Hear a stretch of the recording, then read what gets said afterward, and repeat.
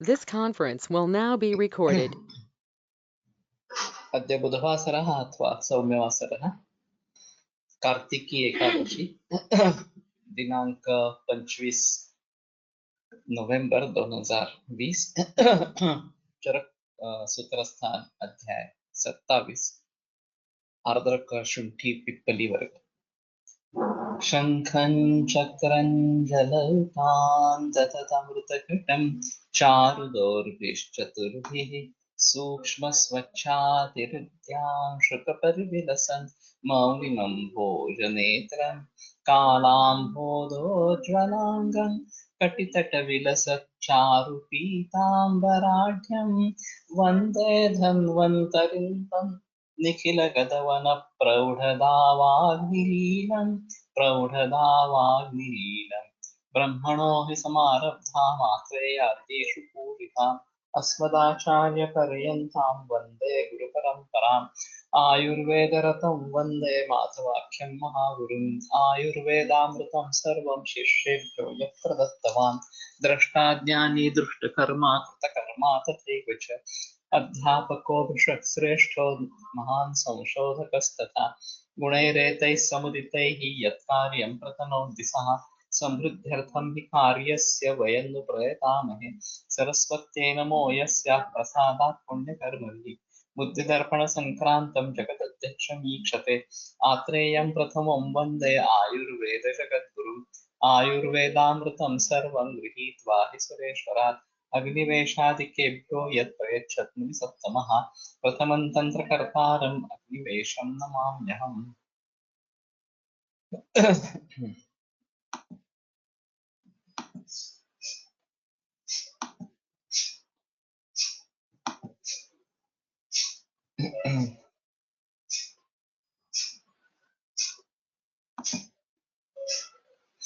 सस्नेहं दीपनं वृष्टम् उष्णं वातकफापं विपाके मधुरं हृद्यं रोचनं विश्वभीषणम्। तर्हि एतद् विश्वभेषजविषये मया यहाँ स्पष्टीकरणं कृतं। श्लेष्मला मधुरा चार्द्रा गुरुवी स्निग्धा च पिप्पली सा शुष्का कपवातग्नि कटुष्णा वृक्षसम्भवा। आर्द्रा पिप्पली श्लेष्मला मधुरा गुरुवी स्निग्धा। तर्हि आर्द्रपिप्पल्याः अपि प्रचलनं वर्तते इति दृश्यते। सा तावत् कफकरी मधुरा गुरुवी स्निग्धा सा शुष्का कफवातग्नि किन्तु यदा सा शुष्का भवति तदा कफवातग्नि कटुष्णा वृक्षसम्मता तो वृक्ष मानी जाती है इस प्रकार का है। तो इसमें एक पाठभेद है, देखते हैं क्या है।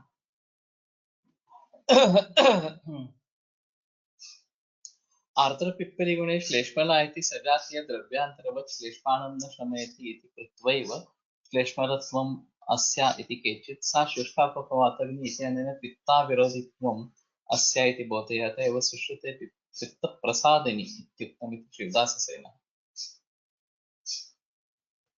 तो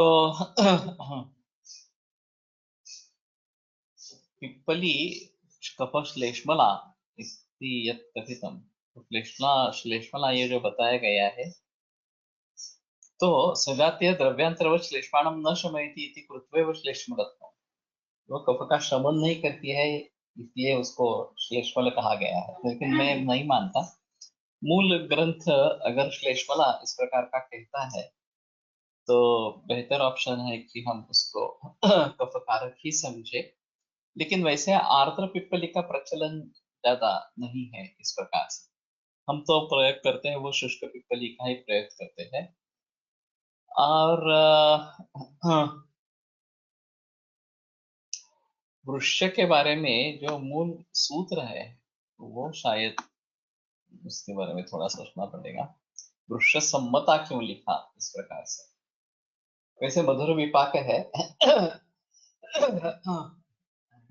शुंठी कृष्णा रसोनतः, तो कृष्णा अपवाद रूप है, कटु होने के बावजूद भी अवृक्ष नहीं है। ये एक इसमें अहम चीज इस प्रकार की रहेगी।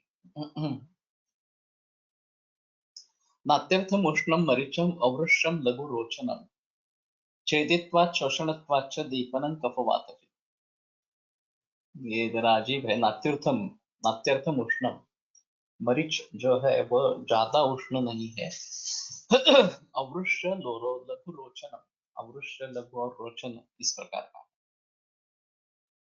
तो विदेशों में मरुच का प्रचलन ज्यादा है। हमारे यहाँ आर्द्रक का प्रचलन ज्यादा है। और वैसे पिपली भी विदेशों में है इस्तेमाल में, भारत में कम है। इसके लिए तिकटू का प्रयोग ज्यादातर होता रहता है। और दो वृक्ष और एक अवृक्ष होने के कारण केवल मरीच अवृक्ष है और शुंठी और पिपली वृक्ष है। तो शायद परिणामतः त्रिकटु वृक्ष भी नहीं, अवृक्ष भी नहीं, या थोड़ा वृक्ष इस प्रकार का हो जाएगा। और जो सीआई साहब ने प्रयोग किया था उसके अनुसार त्रिकटु एक उत्तम कैटालिटिक एजेंट है। तो योगवाहित्व उसमें ज्यादा है और उसी हिसाब से बहुत सारे औषधियों में त्रिकटु का प्रयोग आता है, ऐसा उनका कहना है। तो नात्यर्थम उष्णम, ये थोड़ा सोचना चाहिए।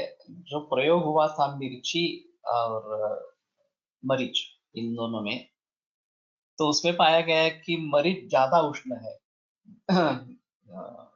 मिर्ची के हिसाब से। तो उन्होंने क्या किया था कि एक समान कॉन्सेंट्रेशन किया, 10 गुना पानी डाला, उसमें से एक हिस्सा लिया, उसमें से फिर 10 गुना पानी डाला, उसमें से एक हिस्सा लिया, फिर 10 गुना पानी डाला, वगैरह वगैरह इस प्रकार से।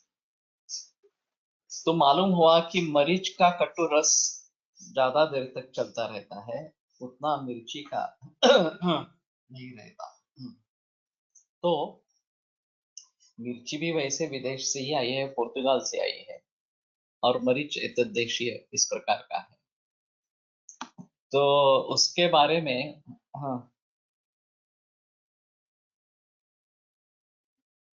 अर्ली प्रेग्नन्सी में कट्टू घेतल्यास मिसकैरेज होते का, वैसे देना तो नहीं चाहिए, लेकिन अभी इकोस्प्रिन देते हैं बहुत सारे गर्भिणियों में सर्कुलेशन बढ़ने के लिए। तो ये थोड़ा अजीब है।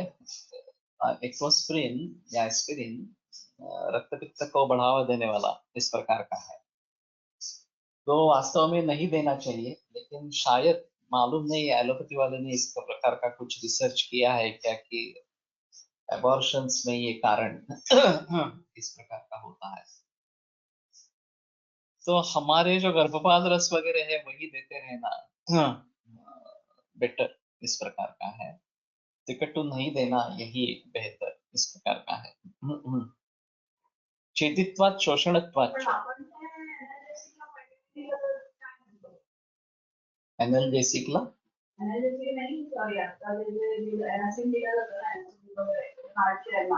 हाँ,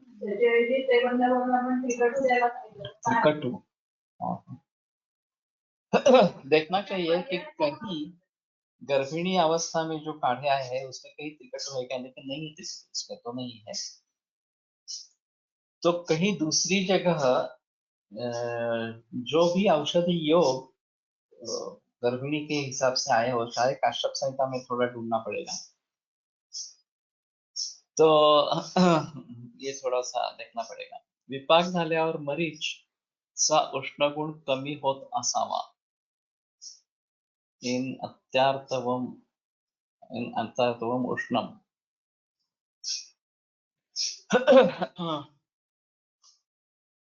ये इसके लिए शायद प्रयोग कर सकते हैं कि पीसीओडी जैसी समस्या है या स्राव कम है, तो उसमें मरीच का प्रयोग किया जा सकता है या त्रिकुट का प्रयोग किया जा सकता है।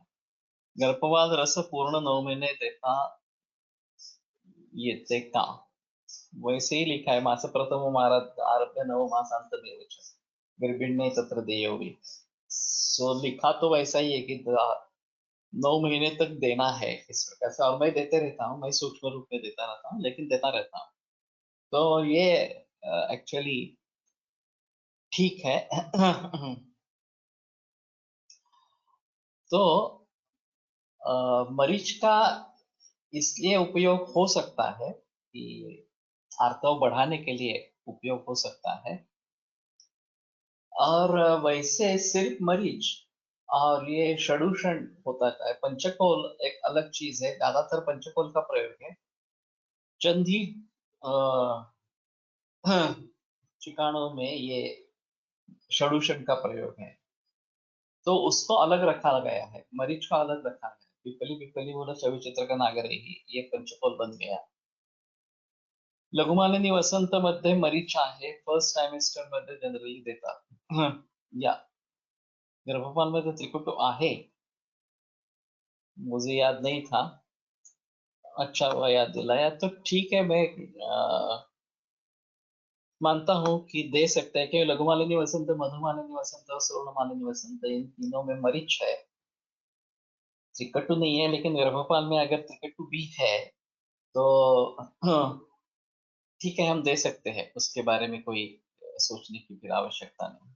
काही ठिकाणी पाळी लवकर येण्यासाठी मरीचचा काढा घेतात, बायका आणि लवकर येते पण। या ये उष्ण तीक्ष्ण है, इस हिसाब से ये काम कार्यकारी होता होगा। हाँ, ताई राजवाड़े काला बोल और त्रिकटु ऐसे देते थे, तो प्रज परिवर्तन जल्दी होने के लिए, ज्यादा होने के लिए, स्राव बढ़ाने के लिए। अभी कुबेराक्षादि वटी का भी इस तरीके से इस्तेमाल हो सकता है। और वो भी अच्छी तरीके से काम करती है, ऐसा है। या प्रताप लंकेश्वर भी इस हिसाब से अच्छा है, हाँ, वो भी इस प्रकार में काम कर सकता है, ऐसा है। तो ठीक है, त्रिकटु हम दे सकते हैं गर्भिणी अवस्था में, ये तो स्पष्ट हो गया। गर्भ विनोद मध्ये त्रिकटु आहे। गर्भ विनोद मिलता है क्या? मैंने काफी कोशिश की वो पाने की। तुम्हारे पास अगर है या किस कंपनी का मिल रहा है तो बता देना।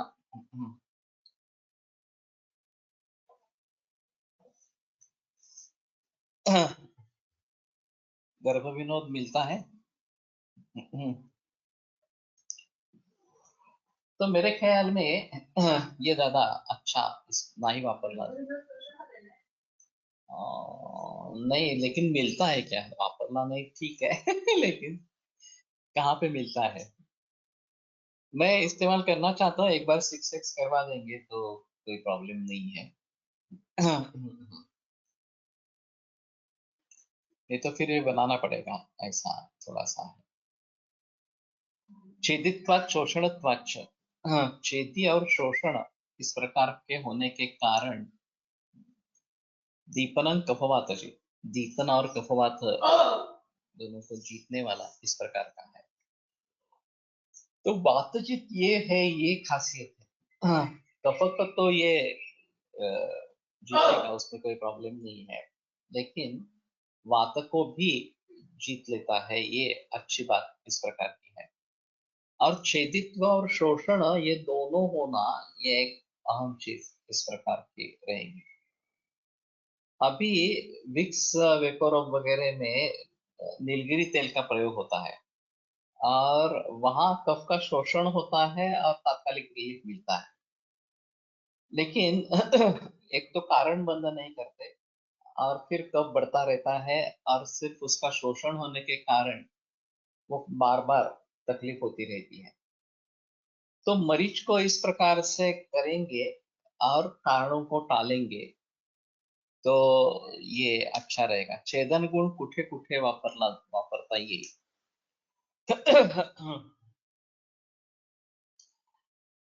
तो कफ का छेदन करना है, इसी प्रकार से ज्यादातर इसका प्रयोग हो सकता है।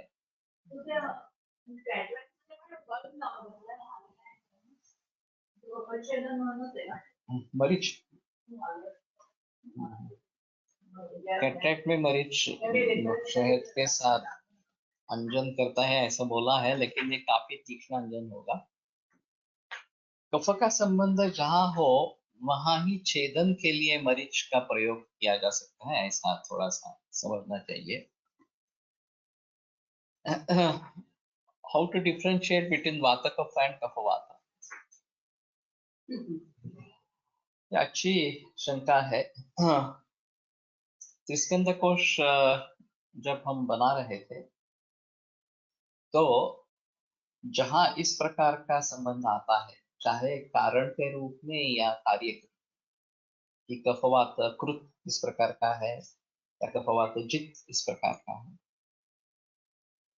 तो वो कफ को भी जीतने वाला है, वात को भी जीतने वाला है, या कफ को भी निर्माण करने वाला है, वात को भी निर्माण करने वाला है, ऐसे हम करते थे उस समय में।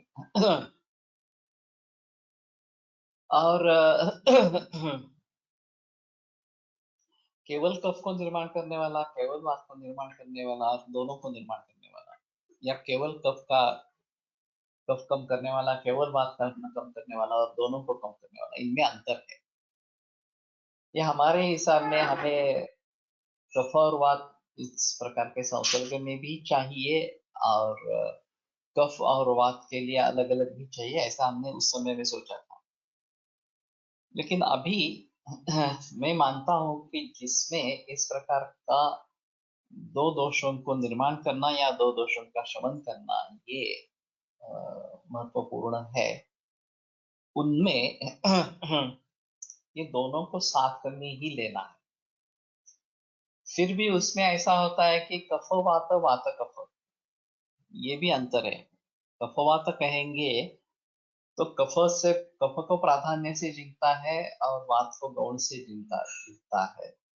वात कफ कहेंगे तो प्रमुखता से वात को जीतता है, और गौण कफ वहां पे है, इस प्रकार से। तो इन दोनों में हमें अंतर करना है।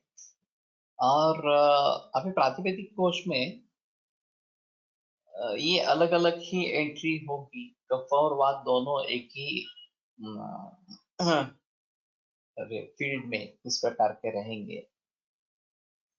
और जिस प्रकार का पाठ है, कफवात है या वात कफ है, वो उस प्रकार का रहेगा। एक सूक्ष्म मैट्रिक्स आया है, वात पित्त कफ और रक्त, इस प्रकार का। और वो 15 भेद बताया, 30 भेद बताए गए, वो वैसे होते हैं 15 ही।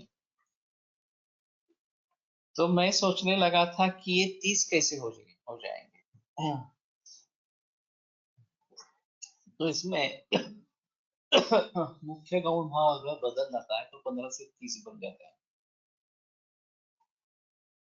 तो ये भी एक अहम चीज है कि संसर्ग में किसका प्राधान्य है, ये भी देखना बहुत जरूरी है।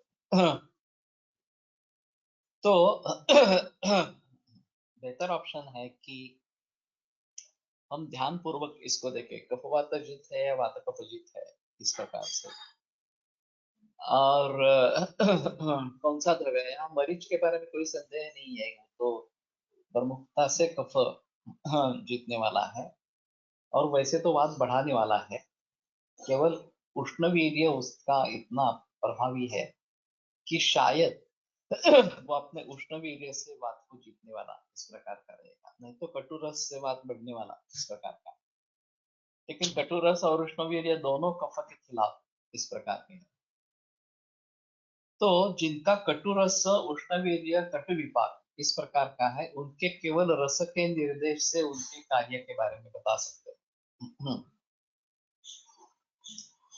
और वैसे कटुरस पित्त और वात दोनों को प्रकोपित करने वाला इस प्रकार का है। लेकिन जब जब यहाँ मरीच के बारे में बात करते हैं कि कफवातजित इस प्रकार का, तो पित्त को बढ़ावा देता है, लेकिन कफ को प्रमुखता से कम करता है और वात को भी कम करता है, ऐसा थोड़ा सा रहेगा। प्रतिष्ठामध्ये पण मरीच गुण योग आलाय, ये तो ठीक है। कि गुण या एक तरीके से कैटेलिटिक एक्शन इस प्रकार का करने वाला होगा, या कफ के यहाँ पहुंचने के लिए गुण काम करेगा, इस प्रकार से। तो गुण तो कफ को बढ़ाने वाला है, और जब वो कफ के यहाँ पहुंचेंगे तो मरीज का कार्य जो कफनाशन है वो दिखाई देगा। ऐसा होता है। तो मूल सूत्र को भली भांति पढ़ लेना है, भली भांति समझ लेना है और फिर उसके जरिए अर्थ जो है वो बनाना है। ये इसमें एक अहम चीज रहती है और इतने गहराई में जाकर सोच बहुत ही कम होती है। त्रिस्कंध बनाते समय ये काफी बहस इस प्रकार की हुई थी। फिर भी हमने जो उस समय निर्णय लिया था कि दोनों को रखेंगे और दोनों में मिलेगा इस प्रकार से। लेकिन अभी मैं मानता हूं कि दोनों को रखेंगे तो बराबर है, लेकिन जहां संसर्ग का सवाल है वहीं पे उसका प्रयोग होना चाहिए। और दूसरी चीज किसको प्राधान्य है ये भी देखना जरूरी है। वात कफ या कफवात है उसके अनुसार ही उसकी एंट्री होनी चाहिए। ये एक अहम चीज किस प्रकार की रहेगी। तो छेदित्वाद शोषणत्वाद च दीपनम उपवात ये दीपन के लिए छेदित्व और शोषणत्व ये हेतु बताए गए हैं। ये भी थोड़ा अजीब है कि छेदन कर्म होने के कारण और शोषण होने के कारण दीपन इस प्रकार का। तो इसके बारे में थोड़ा गहराई में जाकर फिर से सोचना पड़ेगा कि जो भी दीपन द्रव्य है इसमें छेदित्व और शोषणत्व इस प्रकार के धर्म है क्या, कर्म है क्या, ये थोड़ा सा देखना पड़ेगा। परमार्थी गुण also important to consider regarding मरीज। तो ये छेदन होने के कारण प्रमाथी इस प्रकार का रहेगा। ऊर्ध्व चतुर्गत दोष शोभ गुणामुळे कमी होतो, त्यामुळे प्रतिष्ठायात उपयोग तात्काळ होतो, तसेच तुपानेही होते। ये उसका क्षोभ कम कर देता है, उसके बारे में संदेह नहीं है। लेकिन दूसरी भी चीज ऐसी है कि वहां तक पहुंचने के लिए एक माध्यम चाहिए। और वो माध्यम गुण के जरिए मिल सकता है। कि चक्षुष्य हो अचक्षुष्य हो द्रव्य वो चक्षु तक पहुंचता है। ये सबसे खासियत है उसके बारे में। तो उसके साथ में अगर चक्षुष्य अचक्षुष्य के द्रव्य के साथ में भी चक्षुष्य चला जाए तो दोनों मिलकर वहां पे काम कर सकते हैं, ऐसा थोड़ा सा होगा। तो घृत जो है वो उसके जो दुष्परिणाम पित्त बढ़ाना वो कम करने के हिसाब से ठीक है। और यही एलोपैथी में और आयुर्वेद में काफी अंतर है। गुड़ दधी गुड़ मरीच योग दधी सोबत सेवन करण्यास सांगितलं आहे योगातला। तो ये भी थोड़ा अजीब है कि स्राव करके शोषण करना। दही है जो वो एक्चुअली स्राव करने के लिए अच्छा है। कफ स्राव और फिर उसका शोषण इस प्रकार से मरीज से हो जाएगा। ये डाढ़ या फुटाने जो बोलते हैं वो अगर प्रतिशाय पक्व है और बहुत ही स्राव आ रहा है तो रात को ये सिर्फ सूखे ही इस प्रकार के वर्जित जो चणक है वो खाना और पानी नहीं पीना ऐसा बताते हैं। तो वो कफ का शोषण कर लेता है और लक्षण कम हो जाता है। सिम्टोमेटिक रिलीफ बहुत अच्छा होता है। तो इसके जरिए कफ कम हो गया तो फिर वो दीपन काम करेगा क्या, क्योंकि कफ एक आवरण है अग्नि के ऊपर और वो कम हो जाने के बाद अग्नि प्रदीप्त होगा। जैसे आम छन्न अग्नि हो सकता है उसी प्रकार कफच्छन्न अग्नि भी हो सकता है और वो दूर होने के कारण अग्नि दीप्त इस प्रकार का हो जाता है। ये भी थोड़ा सा सोचने लायक है। तो मेरे ख्याल में छोटे छोटे योग है और उनका अगर हम भली भांति प्रयोग करना सीखे तो बड़े बड़े योगों के बारे में हम भली भांति सोच सकेंगे। ये इसमें अहम चीज इस प्रकार की है।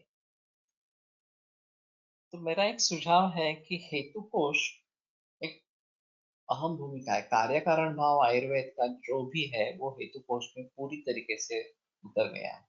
खास करके इन 4 ग्रंथों में से, बृहत्तरी में से। तो जो भी कार्य हो, उसके जो भी कारण बताए गए हैं, उस लॉजिक को दूसरे कहीं जगह हम अप्लाई कर सकते हैं और उनके बारे में जानकारी हासिल कर सकते हैं। तो पहले जो भी इस प्रकार के कार्यकारण भाव बताए गए, उन सभी का भलीभांति अध्ययन हो, तो दीपनत्व और छेदित्व, सॉरी, छेदित्व और शोषकत्व, शोषणत्व, इसका दीपन से क्या संबंध है, ये थोड़ा देखना चाहिए। और किस तरीके से हम दूसरी जगह इसका प्रयोग कर सकते हैं, ये थोड़ा सा देखेंगे। नीलगिरी से भी इस प्रकार से दीपन होता है क्या, ये भी देखना आवश्यक होगा इस दृष्टि से। वातश्लेष्म विबंधग्नं कटुष्णं दीपनं लघु हिंगुशूल प्रशमनं विद्यात् पाचन रोचनम। तो हिंगू के बारे में बताते हैं। वातश्लेष्म विबंधग्नं, वात और कफ इनका विबंध दूर करने, यहाँ वातश्लेष्म आया है, कफवात नहीं आया। हिंगू बेसिकली वात शामक ज्यादा अच्छा इस प्रकार का है और विबंध दूर करने वाला।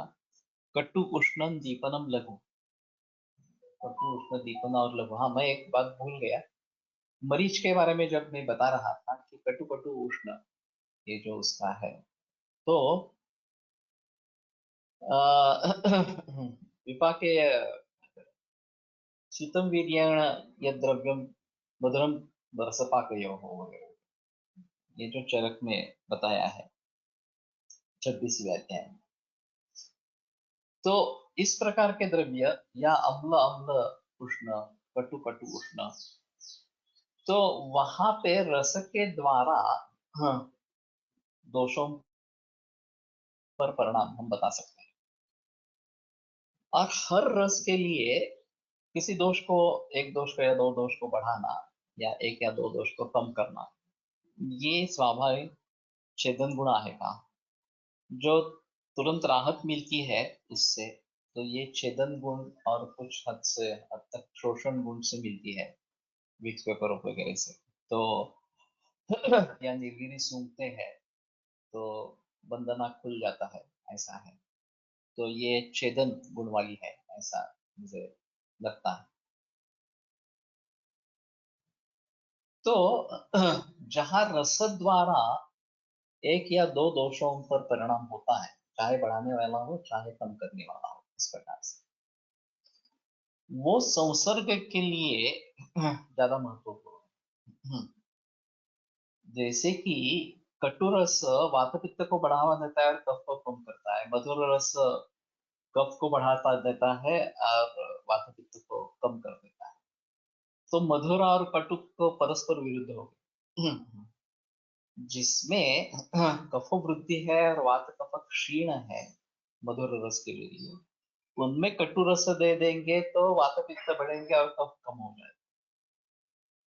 ऐसे रस प्रतिद्वंद्व सुश्रुताचार्य ने अलग अध्याय में बताए हैं। एक अध्याय उसके लिए लिखा है इस प्रकार से। तो संसर्ग के लिए इस प्रकार से एक ही रस से जो दो दोष बढ़ रहे हैं, इस प्रकार से उनके बारे में सोचना जरूरी है। हम क्या कर सकते हैं कि इस प्रकार से भी होता है, कफ और वात दोनों बढ़ाने वाले कारण है, दोनों का सम्मिलित इफेक्ट है, कफ और वात बढ़ते हैं, ऐसा भी हो सकता है। एक मधुर रस से भी बढ़ते हैं और मधुर रसात्मक कुछ लिया है, दूसरा कुछ और कुछ कटु रसात्मक लिया है वगैरह वगैरह, ऐसा कुछ हुआ, तो उसके संयोग से दो दोषों का बढ़ना, दो दोषों का कम होना, ये भी हो सकता है। तो एनालिसिस काफी डिफिकल्ट है इन सभी चीजों, लेकिन आहार रस प्रधान है और रस के स्पेसिफिक दोषों पर कार्य है। तत्राद्या मारुतं घ्नन्ति त्रयस्त्यक्तादयः कफं कषाय त्यक्तमुदराः पित्तम् अन्येति कुर्वते, ये जो वाक्पटोक्ति है, तो उसके आधार पर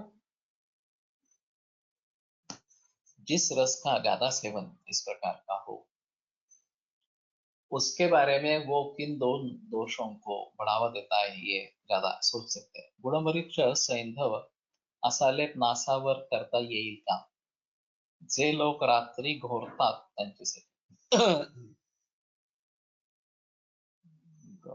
गुड़ डालना काफी मुश्किल होगा क्योंकि वो बहुत चिकना होगा. मालूम नहीं फीलिंग किस प्रकार का रहेगा. लेकिन मरीच पानी में घिस कर थोड़ा उसमें थोड़ा सेंधव डालकर कर सकते हैं, ये उसमें कोई प्रॉब्लम नहीं है. या घी में बना सकते हैं. हम अभी बच्चों के लिए सुझाव देते हैं कि जाति फल का लेप घी में घिस कर दे देना. इन्फेंट्स जो है उनके लिए सीने पर, पीठ पर और कपाल पर जाति फल घी में घिस कर लेप करना, तो वो उससे तकलीफ नहीं होती है, लेकिन फायदा मिल जाता है. उन्हें पानी में लगाएंगे तो बहुत जलन होती है. बड़े लोगों के लिए ठीक है, लेकिन बच्चों के लिए ये अच्छा नहीं है. तो इसके बारे में थोड़ा सोचना सरकार का पड़ेगा. गुड़ डालने से मुझे नहीं लगता वो अच्छा होगा, और नस्य का इसमें अच्छा फायदा होता. स्नोरिंग जिसमें ज्यादा है वो थोड़ा कफ रहता है. तो एक त्र्यंबक गोप्ते की किताब है, जनता जनार्दनाच्या मुखातून आयुर्वेदीय उपचारांचा सत्यकथा, ऐसी एक किताब है. और महर्षि ने के जरिए जो लोग विदेशों में गए उनमें से एक त्र्यंबक गोप्ते इस प्रकार के थे, और उन्होंने पंचकर्म प्रचलन में लाया. तो उन्होंने एक अनुभव बताया था विदेश में कहीं, कि ऐसी एक औरत ने तकलीफ बताई थी कि उनके पति का स्नोरिंग बहुत ज्यादा है, उसके लिए आप कर सकते हैं क्या. तो उन्होंने नशे का जिक्र किया था, और नशे करने के बाद वो तकलीफ कम हो. तो इसमें थोड़ा कफ रहता है, और वो अटक जाने के कारण स्नोरिंग इस प्रकार का होता है. हाँ, सगळ्यांचं येईल असं नाही, पण ठीक आहे.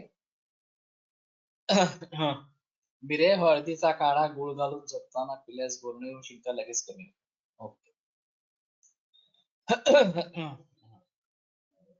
तो कहने का मतलब ये है कि ये सारे नुस्खे हैं, लेकिन उसमें शास्त्र क्या है ये समझ लेना बहुत जरूरी है. जैसे मैंने कहा कि थोड़ा कफ है, वो अगर निकल जाता है तो ये समस्या कम होती है इस प्रकार से. तो वातश्लेषम विबंधग्नम कटुष्णम दीपनम लघु हिंदू शूल प्रशमनम, और शूल प्रशमन है हिंदू. शूल का ज्यादा संबंध कोष्ठ से ही है, और जैसे पंचकोल शूल प्रशमन गण में आया है, लेकिन ऋक्षूल में भी हिंगू अच्छा काम करता है. ये शायद उदावर्त के जरिए होता है, और वात का अनुलोमन हो जाए तो ऋक्षूल कम हो जाता है. मग नस्यासाठी काय योग्य राहील. जो उचित समझे अणुतेल सबसे बेहतर है. अब अगर कफ का ज्यादा ही प्राधान्य है तो षड्बिंदु तेल है, और नहीं तो पंचेंद्रिय वर्धन तेल भी अच्छा है. थोड़ा स्नेह स्वेदन करके फिर नसीकतना, फिर से ये स्नेह स्वेदन करना. हिंगू मात्रा किती द्यावी, एक मूंग दाने इतकी मात्रा काफी है. उसमें भी अगर आपके पास अच्छा हिंग है, हीरा हिंग है, तो उससे भी कम मात्रा हो सकती है. अभी जो बाजार में हिंग मिलता है उसमें काफी मिलावट है, क्योंकि वो बहुत ही उष्ण तीक्ष्ण है, ये हीरा हिंग जो है वो. लेकिन मिलता है. हाँ. और हिंगुवच्चा आदि हिंगाष्टक चूर्ण में उसका प्रयोग करें वो काफी विद्यमान औषधि बनती है, ऐसा है।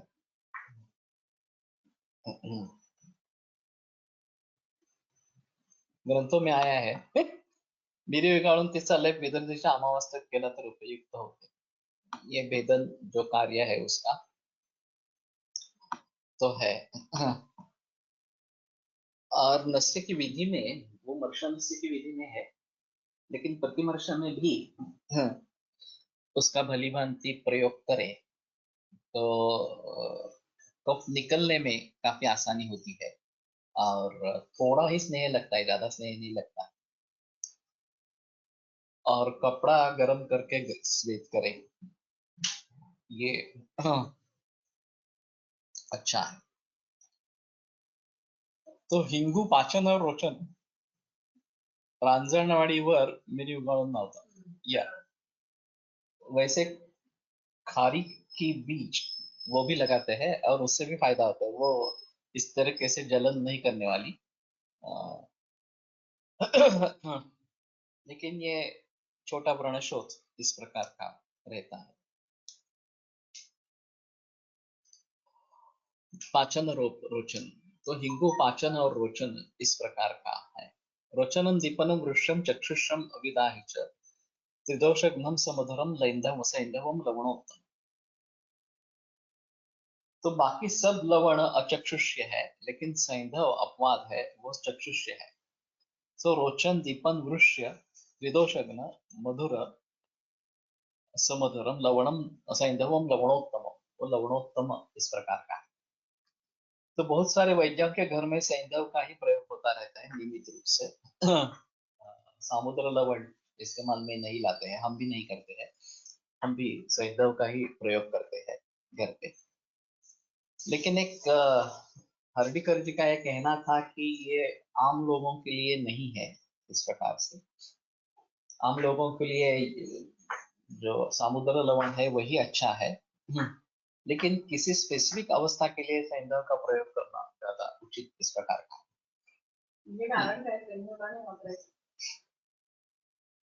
शायद सभी लोग प्रयोग करने लगेंगे तो उसकी पूर्ति नहीं होगी, ये एक अहम चीज है। और वैसे समुद्र लवण भी जो खड़े मीठ इस प्रकार से पहले मिलता था वही बेहतर है। ये टाटा सॉल्ट वगैरह ऐसा कुछ नहीं लेना है, ये एक अहम चीज इसमें रहेगी। और ज्यादा से ज्यादा इसकी पाउडर बना के, खड़े मीठ उसका पाउडर बना के उसका प्रयोग कर सकते हैं तो चलेगा। और जिनको नेत्र में तकलीफ है, चक्षुष्य ही देना उचित है, उसमें सैंधव का ही प्रयोग करेंगे तो बेहतर है। मैंने एक केस बताई थी कोलटकर सर की। एसटी में सैंधव लवण का प्रयोग अनुभव हो तो बताए। ऐसा तो नहीं है, लवण कम ही खाना है एसटी में। और त्रीणी द्रव्याणि नाट्युपेय तक फलित लवण, इसमें स्पष्ट रूप से उसका निर्देश है। लेकिन एक बात हो सकती है कि अगर लवणे इच्छा है, खाने की इच्छा है, तो सर ने नागभस्म का प्रयोग इसमें किया था और उससे खाने की इच्छा कम हो जाती है, लवण खाने की इच्छा कम हो जाती है। तो एक गर्भिणी थी, हाँ, और उसको चश्मा था, उसके पति को चश्मा था, और इसको गर्भिणी अवस्था में बहुत नमक खाने की इच्छा हो रही थी। तो कोलटकर सर ने नागभस्म उसको दिया था। और जब अपत्य पैदा हुआ तो उसको 5वें बरस में चश्मा लगा, लेकिन वो भी थोड़ा मामूली था। दूसरी बार जब प्रेगनेंसी हुई तो वो भूल गई ये सब बातें। और फिर उसने बहुत सारा नमक खाया और उस दूसरे बच्चे को तुरंत 2 बरस में ही बड़ा चश्मा लग गया इस प्रकार से। तो ये एक अहम चीज इस प्रकार की है, हाँ, कि लवण इस प्रकार से लेने से, खास करके गर्भिणी अवस्था में लेने से तकलीफ हो सकती है। नागभस्म की मात्रा बहुत ही कम रहती है, चाहे 1 या 2 मिलीग्राम इतनी रहती है। अभी तो मैं इस्तेमाल करता हूँ, 6 करते ही करता हूँ, और वो भी 5-10 मिलीग्राम इतनी देता हूँ, ज्यादा नहीं देता हूँ। लेकिन भस्म अच्छी तरीके से बननी चाहिए। गुणेश शास्त्री के पाठ में पहला ही वाक्य ऐसा है कि ये बहुत धातु बहुत कोड़गी है। 60 फुट लगते हैं कम से कम। और वो देने के बाद भी एक विश्वास होना चाहिए कि हाँ हो गया है, बस तभी इस्तेमाल में लाए इस प्रकार से। तो नागस्तु नाग तुल्यम बलम ददाति, नाग यानी कि हत्ती, तो नाग भस्म हत्ती जैसा बल देने वाला, इस प्रकार का बताया गया है। खास करके प्रमेह में प्रयोग होता रहता है, या सिरा शैथिल्य, इसमें इसका प्रयोग भली भांति होता है। तो अगर अच्छा नागभस्म हो तो इस प्रकार से इसमें दे सकते हैं। और गर्भिणी अवस्था में सर ने दिया था। नागभस्म comes in orange color and also in black color. Which is better? How is the color difference? मैंने जो है वो केशरी वाला ही देखा है, ऑरेंज जो है, ब्लैक भी होता है। शायद मंगेश ठमके इसके बारे में बता सकेगा, क्योंकि वो खुद औषधि निर्माण करने वाला है। और ये अंतर होता है वो किस प्रकार की भावनाएं आप देते हैं उसके आधार पर कलर चेंज इस प्रकार का होता है। सध्या काही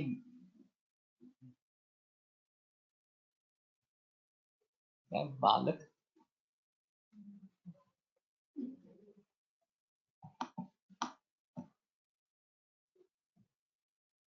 भरपूर मीठ खातात। भरपूर मीठ, भरपूर भरपूर मीठ खातात। समजा नाही का त्या त्यांच्या समोर जर मिठाचा डबा ठेवला तर ते संपवू शकतात। माझी भाची पण मुठमुठ भरून मीठ खाते, जर तिला मीठ दिसले तर।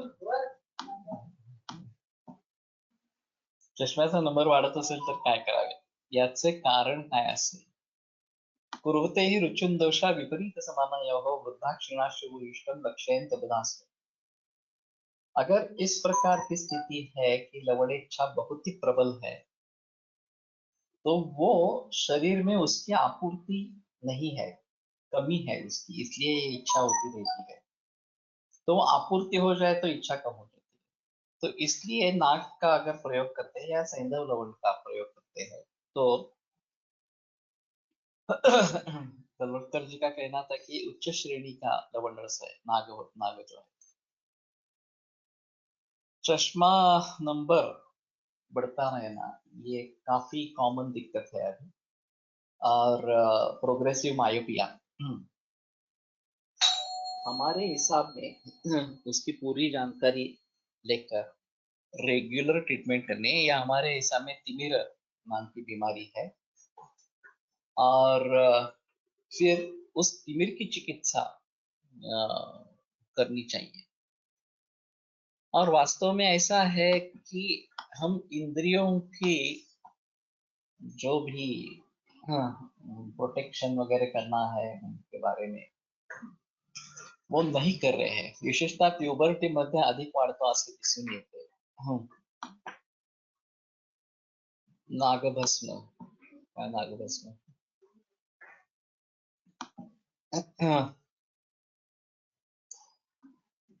तो प्यूबर्टी में अगर बढ़ता है तो उसका शुक्र धातु से कुछ संबंध इस प्रकार का रहेगा। अम्ल रस अति इच्छा और सेवन can be used rajat. Yes, रजत का प्रयोग कर सकते हैं। कोलटकर सर जी का एक थोड़ा सा अजीब था, अम्ल रस ज्यादा सेवन किया गया है तो नागभस्म देते थे। हमारे यहाँ एक ज्योत्सना उपाध्याय करके छात्र थी, उसको एमडी के लिए थीसिस दिया गया था, अम्लरसा के सेवन और नागभस्म। और अम्लरस किसी भी तरीके का हो, चाहे दही हो, चाहे नींबू हो, चाहे इमली वगैरह हो, जिस किसी भी तरीके से अम्ल का सेवन ज्यादा हुआ है उनके लिए नागभस्म ऐसा उनका प्रयोग था और उसका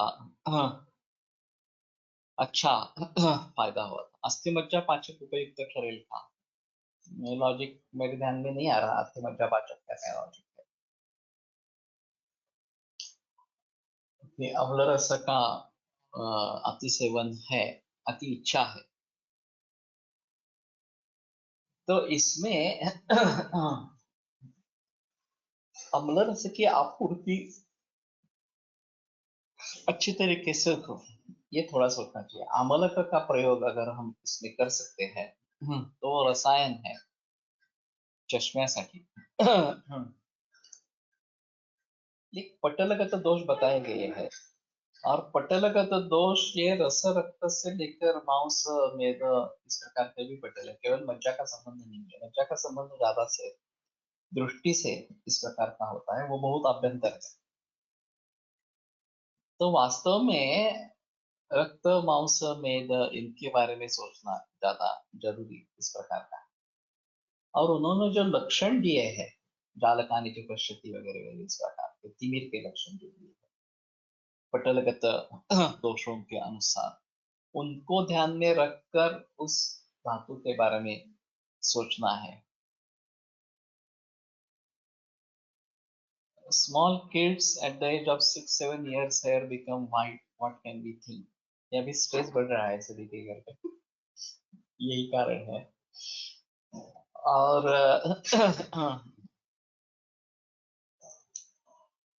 जो खेलने कूदने का खेलने की उम्र है, उस उम्र में ये बहुत सारा अभ्यास वगैरह वगैरह ये सब जो चल रहा है, अभी कंपटीशन है। और ये रैट रेसिंग इस प्रकार का है कि बाकी छात्र सब कर रहे हैं, तुम्हें भी करना चाहिए वगैरह वगैरह इस प्रकार से। उसकी कैपेसिटी है या नहीं देखा जाता, उसकी उसमें रुचि है ये नहीं देखा जाता, और जिसमें शायद उसकी रुचि हो वो करने के लिए नहीं दिया जाता या उसकी कैपेसिटी वो करने के लिए नहीं दिया जाता इस प्रकार। तो तारे जमी पर पिक्चर में ये बहुत अच्छा दिखाया है कि चित्रकला अच्छी है तो चित्रकला से क्या करेगा आदमी। इंजीनियर बनेगा, डॉक्टर बनेगा तो ही कुछ उपजीविका कर पाएगा, चित्रकला से क्या उपजीविका होगी। ये जो मेंटेलिटी है वो अजीब इस प्रकार के है। When there is अम्ल लवण सेवन इच्छा, can we say that there is Agnimandya in those people, as both these rasas have Agni Mahabhuta in them? If Naga is Lavana rasa Shrestha Dravya, then how used for Amla rasa Atisevan? ये शायद उसमें शारीयत्व है, उस हिसाब से होगा।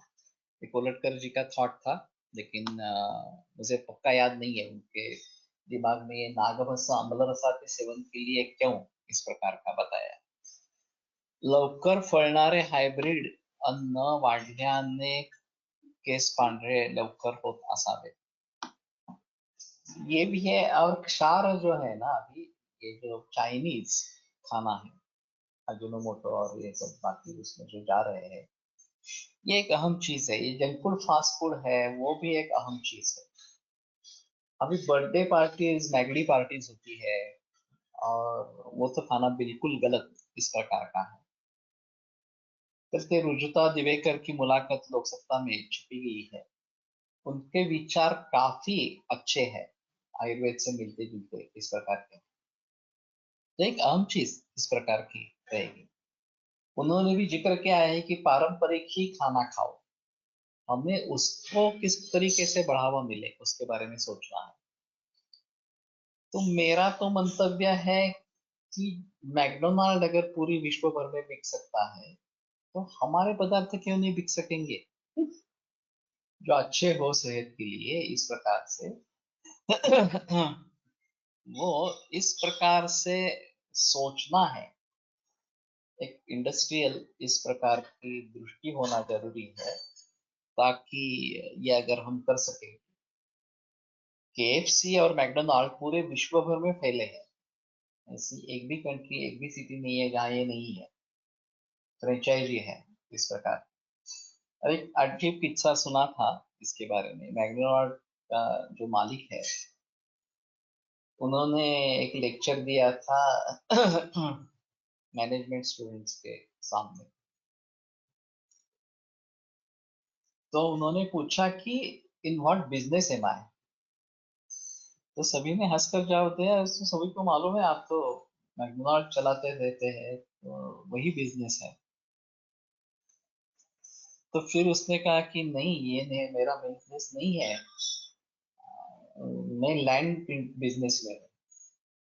McDonald की franchise देते वक्त वो लैंड उसके नाम पे हो जाती है, मालिक के नाम पे हो जाती है।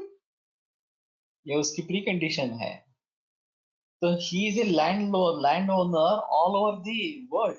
सभी देशों में उसकी लैंड है और यही उसका मेन बिजनेस है।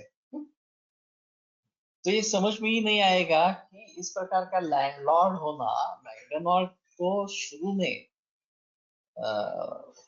प्रचार में लाने के लिए, वो उसका प्रचार प्रसार करने के लिए काफी दिक्कत हुई होगी। लेकिन अभी उसका मेन बिजनेस लैंड परचेस कर लेना, लैंड एक्वायर कर लेना, परचेस भी नहीं है, एक्वायर कर लेना, यही है। तो ये लोग समझते नहीं है कि किस प्रकार से ये चल रहा है, सब सिलसिला चल रहा है इस प्रकार से। तो हाइब्रिड और ये खास करके जंक फूड, फास्ट फूड वगैरह वगैरह, ये सभी कारण है। और उसके बारे में कोई जिक्र नहीं करता, उनको ढूंढने की कोशिश भी नहीं होती है। और ये सब बदलने के लिए क्या करना चाहिए, इसके बारे में कोई नहीं है। विशेषता हाई सोसाइटी जो है उसमें काफी प्रचलन है। मध्यम वर्ग जो है या कनिष्ठ वर्ग है, वो ज्यादा उसमें आदि नहीं हुआ है। लेकिन उच्चभ्रू क्लास जो है वो उसमें आदि हो गया है। और फिर ये आदतें छुड़वाना बहुत डिफिकल्ट है। उन्होंने ये भी एक जिक्र किया था, रुचिता दिवेकर ने, जो एडवर्टाइज की जाती है वो अच्छा नहीं है वास्तव में। तो मैं उल्टा सोचता हूँ कि जो अच्छा है उसकी एडवर्टाइज हो। मैंने एक बार ऐसा कहा था कि साबुन की इतनी जाहिरात होती रहती है, तो उतना या उद्वर्तन की उतनी अगर जाहिरात होगी तो उद्वर्तन भी इस प्रकार से इस्तेमाल में लाया जाएगा, इस प्रकार से। तो हमें सोचना है कि हमें एडवर्टाइज किसकी करनी है। अगर हम नैसर्गिक अन्न की एडवर्टाइज करेंगे, अगर हम सेंद्रीय अन्न की एडवर्टाइज करेंगे, तो वो भी बिकने लगेगा। Marketing is a must. Marketing के सिवाय आप लोगों तक पहुंच नहीं सकते। और जिन्होंने मार्केटिंग का तंत्र आत्मसात किया है, वो कुछ भी बिकते हैं और लोग वो ले लेते हैं। वो सोचते ही है हित है अहित है वगैरह इस प्रकार से। हाँ, अच्छा दिखता है, अच्छा लगता है, चलो ले लो, इस प्रकार से। उसके जाकर दुष्परिणाम क्या होने वाले हैं, क्या हो रहे हैं, इसके बारे में किसी के मन में विचार भी नहीं है। तो एक अहम चीज इस प्रकार की रहेगी कि इन सभी के बारे में हमें खुद सजग होना है, ये सबसे अहम चीज है। और पारंपरिकता को बढ़ावा देना, जो हमारे पारंपरिक पदार्थ हैं उनको ही बढ़ावा कैसे मिले उसके बारे में सोचना। तो मैं जैसे बता रहा था कि एक कंपटीशन रखी जाए, जो ग्रंथों में पदार्थ है उनके बनाने के बारे में, प्रेजेंटेशन करने के बारे में, और आयुर्वेदिक छात्रों में, या फिर उनकी माँ, जो लड़के लड़कियां आयुर्वेद में है उनकी माँ के बारे में अगर ये कर सकते हैं तो ये अच्छा इस प्रकार का रहेगा। खादीचे मार्केटिंग झाले पीएम द्वारा आणि खप वाढलाय, हे तो सही है। तो मार्केटिंग होना ही जरूरी है, ऐसा है। हम केवल बैठे रहेंगे अपने आप बिकेगा, अपने गुणों के जरिए बिकेगा, ये नहीं होगा। और इसलिए अच्छे लोगों को मार्केटिंग में उतरना चाहिए, ऐसा थोड़ा सा इसका फंडा है। अभी मैं ये सोच रहा हूँ कि जो हम प्रातिपदिक कोष के आधार पर डायग्नोस्टिक ट्रीटमेंट सॉफ्टवेयर बनेगा और उसको बिकना है, तो बगैर मार्केटिंग बिक नहीं सकते हैं। मैं ऐसा समझूंगा कि हाँ मेरे छात्र है वो खरीद लेंगे, नहीं होता है। ये इतना बड़ा ग्रुप है हमारा, 70 लोग अभी आज सुन रहे हैं ये सब। लेकिन फिर भी जब पैसा खर्च करने की बात आती है, कुछ परचेस करना है, डायग्नोस्टिक सॉफ्टवेयर का परचेस करना हो, या उसमें ये लिस्टिंग लेना हो, जो मैं दूसरी बात कर रहा हूँ, कैंसर होलिस्टिक गाइडेंस फोरम की बात कर रहा हूँ, जब खर्च करने की बात आती है तो लोग अकड़ जाते हैं कि नहीं, मैं देखूंगा, मुफ्त में जितना जितना मिलता है वही करूंगा, पैसे खर्च करने हैं तो नहीं करेंगे। इसमें भी जो अभी चरक वाचन वगैरह का सिलसिला बहुत सारे बरसों से चल रहा है, और पहले 1800 रुपया पर ईयर था, अभी तो 600 रुपया कर दिया है इस प्रकार से। फिर भी लोग अकड़ जाते हैं कि पैसे खर्च करने हैं तो नहीं करना है इस प्रकार से। तो ये मेंटेलिटी है। और इसको सुधारना काफी डिफिकल्ट इस प्रकार का होता है। तो किस तरीके से हम मत में परिवर्तन ला सकते हैं? एडवर्टाइजिंग एक फंडा है उसका, कि उसमें मत परिवर्तन लाया जा सकता है किस तरीके से। और जब हमें खुद लगता है कि नहीं, मुझे ये चाहिए ही इस प्रकार से, चाहे जो भी कीमत हो, चाहे मुझे कुछ कष्ट भी उठाने पड़े, तो भी मुझे ये करना है, तभी ये होता है। हमारे मॉर्निंग क्लास के बारे में थोड़ा सा ऐसा है कि ये सुबह जल्दी है, सुबह जल्दी कौन उठेगा, ये एक बड़ी मुसीबत इस प्रकार की है। और फिर इसके लिए पैसा खर्च करना है, चाहे 50 रुपया पर मंथ हो, लेकिन है ना, 50 रुपया खर्च करना है उसके लिए। तो ये भी एक बाधा बन जाती है इस प्रकार से। और फिर तीसरी चीज ऐसी है कि नुस्खे नहीं तो बताए जाते हैं, मूल शास्त्र को पढ़ते रहते हैं, और जो भी विषय सामने आएगा उसके बारे में बहस होती रहती है इस प्रकार से। तो इसमें रुचि रखने वाले लोग कितने हैं, ये भी एक अलग चीज है। तो जितना इसका प्रचार प्रसार होना चाहिए था वो तो नहीं हुआ है। ये तो सही बात इस प्रकार की है। तो इसमें अगर कुछ मार्केटिंग का फंडा डालेंगे कि मार्केटिंग करना है इस चीज का इस प्रकार से, तो शायद कुछ बात बन सकती है। मैंने सोचा नहीं है उस तरीके से, जो हम लोगों तक पहुंचने की कोशिश करेंगे, ऐसा है। अभी एक इस प्रकार के सोच सकते हैं कि किसी आपके मित्र में किसी को बताया कि 1 महीना फ्री ट्रायल ले लो, ज्वाइन कर लो, और सोचो कि कैसा लगता है तुम्हें। और फिर आगे चल करना है तो जैसे ये फ्री ट्रायल देते हैं, उस प्रकार से अगर फ्री ट्रायल दे देंगे तो 100 में से 10 लोग ज्वाइन हो जाएंगे, 90 निकल जाएंगे इस प्रकार से। फिर भी 10 तो हो जाएंगे। ऐसा है। तो इसके बारे में सोचना है कि इसको बढ़ावा, हम सिर्फ लोगों को बताते रहे कि नहीं नहीं अच्छा है, करते रहो इस प्रकार से। तो जब तक सुनते नहीं है तब तक उसके बारे में कुछ पता नहीं चलता। और वो तो कम से कम शुरू में करना है, तो वो अगर मुफ्त इस प्रकार का मिल जाता है तो शायद लोग उसके बारे में सोचेंगे। तो मैं अभी लोग को सुझाव दे दूंगा कि इस प्रकार की फ्री मेंबरशिप 1 महीने के लिए जिन लोगों को चाहिए वो दे दे।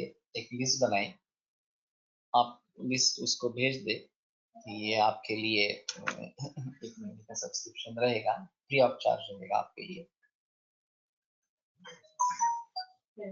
और फिर उन जिनको दिलचस्पी रहे वो आगे ज्वाइन हो जाए इस प्रकार से। तो देखते हैं।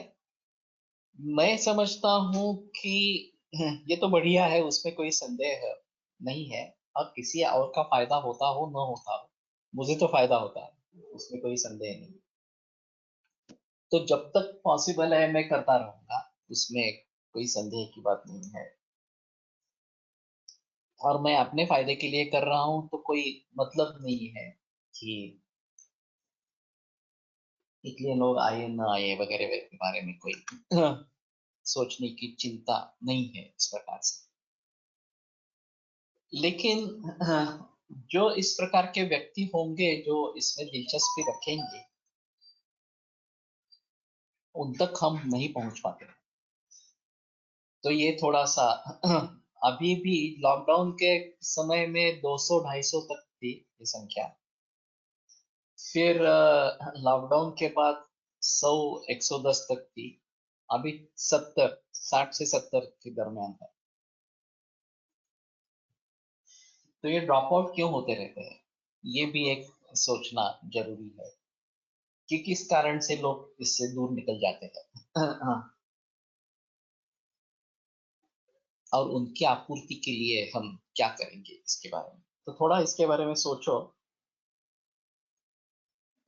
और विलोप को प्रस्ताव इस बारे में दे सकते हैं। गुजरात में वैद्य हितेन बाजाजी ऑनलाइन अध्ययन करवाते हैं, करीब 50,000 रुपए फी है। तो उसमें एक ऐसा भी है ना कि जितनी ज्यादा फीस लेंगे उतना वो अच्छा है, ऐसा एक मानना होता है।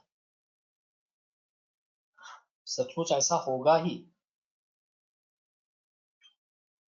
ऐसा नहीं बता सकते, लेकिन एक ज्यादा पैसे देते हैं तो ज्यादा ज्ञान अच्छा रहेगा, ऐसे भी एक मेरे मन में रहता है। मेरे पास जर्मन छात्र आया था और वो मुझे बोला कि मैं आयुर्वेद सीखना चाहता हूँ आपसे।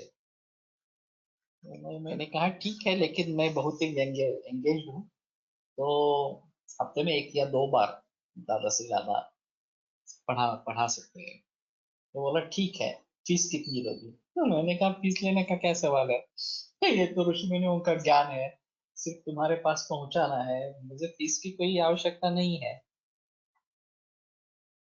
तो बोला मैंने 40,000 रुपये इसके लिए फीस दे दी है, और जो भी ज्ञान पाया है वो भी इंटीग्रेटेड ज्ञान पाया है। तो ये चीज है कि इसका भी फायदा उठाने वाले इस प्रकार के लोग हैं। तो मैं समझता हूँ कि विद्या विद्या ज्ञान है, दान है ये। और अगर लोगों के लिए उपयुक्त है तो सभी जो हमारे यहाँ छात्र है अभी वो इसके बारे में सोचे और लोगों तक कैसे पहुंचाए इसके बारे में प्रयत्न करें। अस्नाबद्धीन सौशल्यम ब्रह्मस्थिमेर दर्शनम असा संदर्भ आहे मध्याधार परिषद, मध्याधारा कालान पिनधरा काय त्याचा संदर्भ अक्षविकारात होईल का, तसेच वालेवेळा पित्तकर असतात त्याचा उपयोग करावा का, ऑप्थेल्मोलॉजिस्ट सांगतात। नहीं, हमारे हिसाब में ये अलग ही रहेगा। डायरेक्ट ट्रीटमेंट फॉर्म्युला ते देतात असे ऐकले, डोंट नो, ठीक है, लेकिन ये विभिन्न स्तर के वैद्य रहेंगे। और मैंने ऐसा भी सुना था कि कुछ वैद्य क्लिनिक में छात्रों को बुलाने के लिए भी पैसे लेते हैं। तो ये भी अजीब चीज है। हम जिस स्कूल से पढ़े हैं कोलटकर जैसे, वहां तो ऐसा कुछ भी नहीं है। जो भी आना चाहता है, जो भी सीखना चाहता है, वो आराम भली भांति सीख सकता है, उसको कोई प्रॉब्लम नहीं है। और ये फॉर्मूला बेस्ड प्रैक्टिस ही नहीं है, कुलटकर जी की परंपरा जो है वो फॉर्मूला बेस्ड प्रैक्टिस ही नहीं है। तो मैं समझता हूँ मज्जा का और तिमिर का संबंध हो सकता है, लेकिन सभी मरीजों में वही रहेगा ऐसा नहीं है। पटलगत दोष को ध्यान में रखते हुए ट्रीटमेंट बदलती है। वेदस कोलटकर इसमें अच्छा है, वो इसकी प्रैक्टिस करता है, कोलटकर सर भी करते थे। तो उससे कुछ सीखने की कोशिश करो, वो ज्यादा बेहतर इस प्रकार का है। आयुर्वेद प्रकांडो निगतित इह हि शल्यतंत्र प्रधानः, शिष्येभ्यः शाश्वतोऽयं निखिल जन कृपा व्याप्त चित्तेन येन आयुर्वेदस्य वाञ्छन् पुनरपि भुवने ताञ्च सुष्ठु प्रतिष्ठां श्रेष्ठं धन्वन्तरिं तं प्रणमति च सदा वैद्यवर्गो हि नूनम्। एक्चुअली तिमिर का दर्शन केवल अंधेरा दिखना यही होगा, तिमिर रोग से संबंध कम होगा, ये अंधारी येणे इस प्रकार का है। Never heard on any lecture on पटलगत दोष बाय वेदस्कुलट सर। वो पढ़ाता कम है एक्चुअली, उनके पास जो छात्र रहते हैं उनको पढ़ाता रहता है। मेरा जिक्र था कि ऑनलाइन सभी मूल ग्रंथ इथे सोलापुरात स्टुडंट्स क्लिनिकला यावेत म्हणून पेमेंट ठेवले होते, एकदा शिकायला आले म्हणजे गोडी लागेल म्हणून, नतीजा क्या निकला मालूम नहीं है। वो भी एक बार स्पष्ट करो। लेकिन मेरा सभी को सुझाव है एक्चुअली कि मूल ग्रंथ ही पढ़ो और छात्रों को वही सिखाओ, और अगर वो ऑनलाइन हो सकता है रिकॉर्डिंग हो जाता है इसमें, ये एक अहम चीज है। और फिर वो गुरुकुलात शिकवलंय सर, ओके। तो यायला लागले लॉकडाउन मध्ये डिस्कंटिन्यू झाले, ओके। तो ठीक है, किसी भी तरीके से ये अगर हो सके तो ज्यादा बेहतर इस प्रकार का कि छात्रों में इसकी रुचि बढ़े, सुबह के वाचन की रुचि बढ़े और क्लिनिक अटेंड करने की रुचि बढ़े, ये होना चाहिए। ठीक है, विरम्यते व्याख्यान व्यापारात श्वः पुनरपि मिलिष्यामः। हो, पण आता रिव्हिजन साठी एखादे लेक्चर अरेंज करता येईल का? कसले रिव्हिजन? पुढे पेमेंट द्यावे लागले नाही, आम्ही रविवारी वाचन चालू केले, ओके।